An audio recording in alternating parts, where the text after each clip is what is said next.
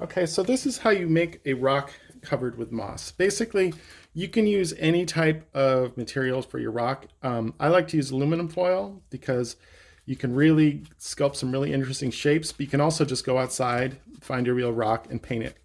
Or some bark or some charcoal briquettes and break them apart with a hammer. But this is pretty much the most basic material you can get, and it works and it looks good and it's cheap and all that good stuff. So you get to hear my annoying hair dryer.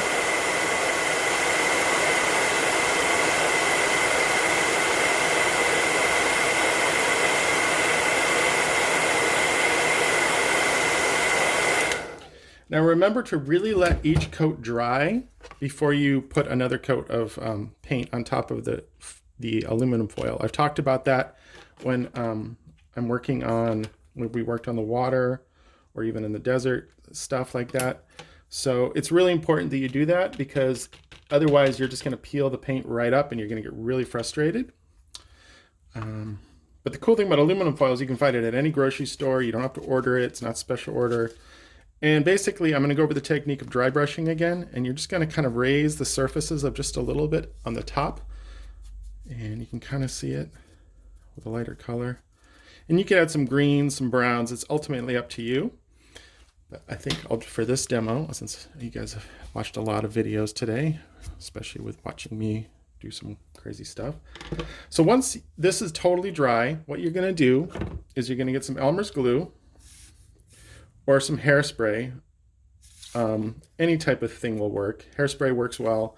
I'm just going to use Elmer's glue because it's here. It's never a video unless I have something taking a long time that doesn't make any sense. So I'm just going to grab some of that.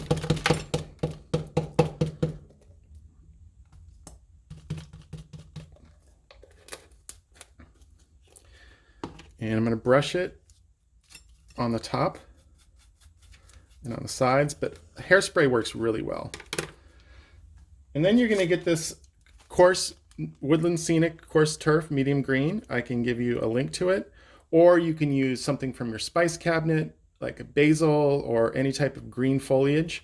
And it essentially is the same thing. You just kind of get a little bit of this